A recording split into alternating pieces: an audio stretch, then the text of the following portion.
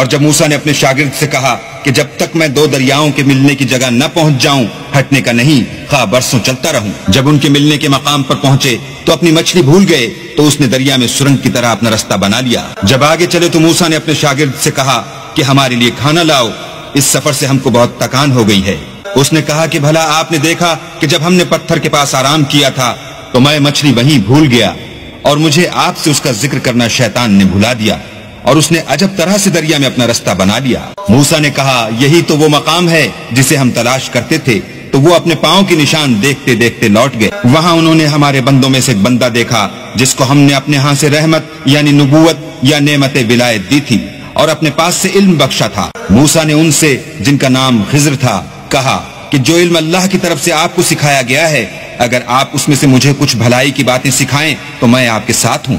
خضر نے کہا کہ تم میرے ساتھ رہ کر صبر نہیں کر سکو گے، اور جس بات کی تمہیں خبر ہی نہیں اس پر صبر کر بھی کیوں کر سکتے ہو؟ موسیٰ نے کہا اللہ نے چاہا تو آپ مجھے صابر پائیے گا اور میں آپ کے ارشاد کے خلاف نہیں کروں گا، اور جس بات کی تمہیں خبر ہی نہیں اس پر صبر کر بھی کیوں کر سکتے ہو؟ موسیٰ نے کہا اللہ نے چاہا تو آپ مجھے صابر پائیے گا اور میں آپ کے ارشاد کے خلاف نہیں کروں گا۔ خضر نے کہا اگر تم میرے ساتھ رہنا چاہو تو شرط یہ ہے مجھ سے کوئی بات نہ پوچھنا جب تک میں خود اس کا ذکر تم سے نہ کروں۔ تو دونوں چل پڑے، یہاں تک کہ جب کشتی میں سوار ہوئے تو خضر نے کشتی کو پھاڑ ڈالا۔ موسیٰ نے کہا کیا آپ نے اس کو اس لیے پھاڑا ہے کہ سواروں کو غرق کر دیں؟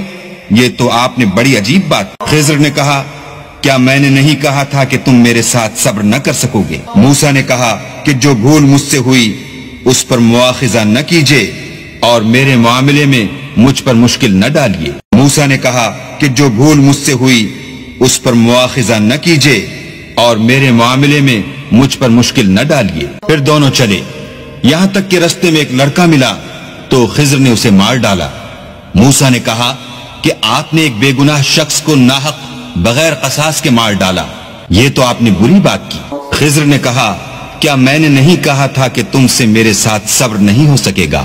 انہوں نے کہا کہ اگر میں اس کے بعد پھر کوئی بات پوچھوں یعنی اعتراض کروں تو مجھے اپنے ساتھ نہ رکھیے گا کہ آپ میری طرف سے عذر کے قبول کرنے میں غایت کو پہنچ گئے۔ پھر دونوں چلے، یہاں تک کہ ایک گاؤں والوں کے پاس پہنچے اور ان سے کھانا طلب کیا۔ انہوں نے ان کی ضیافت کرنے سے انکار کیا۔ پھر انہوں نے وہاں ایک دیوار دیکھی جو جھک کر گرا چاہتی تھی تو خضر نے اس کو سیدھا کر دیا۔ موسیٰ نے کہا کہ اگر آپ چاہتے تو ان سے اس کا معاوضہ لیتے تاکہ کھانے کا کام چلتا۔ خضر نے کہا کہ اب مجھ میں اور تم میں علیحدگی، مگر جن باتوں پر تم صبر نہ کر سکے میں ان کا تمہیں بھید بتائے دیتا ہوں کہ وہ جو کشتی تھی غریب لوگوں کی تھی جو دریا میں محنت کر کے یعنی کشتیاں چلا کر گزارا کرتے تھے، اور ان کے سامنے کی طرف ایک بادشاہ تھا جو ہر ایک کشتی کو زبردستی چھین لیتا تھا، تو میں نے چاہا کہ اسے عیبدار کر دوں تاکہ وہ اسے غصب نہ کر سکے۔ اور تم سے ذوالقرنین کے بارے میں دریافت کرتے ہیں، کہہ دو کہ میں اس کا کسی قدر حال تمہیں پڑھ کر سناتا ہوں۔ ہم نے اس کو زمین میں بڑی دسترس دی تھی اور ہر طرح کا سامان عطا کیا تھا، تو اس نے سفر کا ایک سامان کیا، اور وہ جو لڑکا تھا اس کے ماں باپ دونوں مومن تھے۔ ہمیں اندیشہ ہوا کہ وہ بڑا ہو کر بد کردار ہوگا، کہیں ان کو سرکشی اور کفر میں نہ پھنسا دے، تو ہم نے چاہا کہ ان کا پروردگار اس کی جگہ ان کو اور بچہ عطا فرمائے جو پاک تینتی میں بہتر اور محبت میں زیادہ قریب ہو۔ اور وہ جو دیوار تھی سو دو یتیم لڑکوں کی تھی جو شہر میں رہتے تھے، اور اس کے نیچے ان کا خزانہ مدفون تھا، اور ان کا باپ ایک نیک آدمی تھا۔ تو تمہارے پروردگار نے چاہا کہ وہ اپنی جوانی کو پہنچ جائیں اور پھر اپنا خزانہ نکالیں۔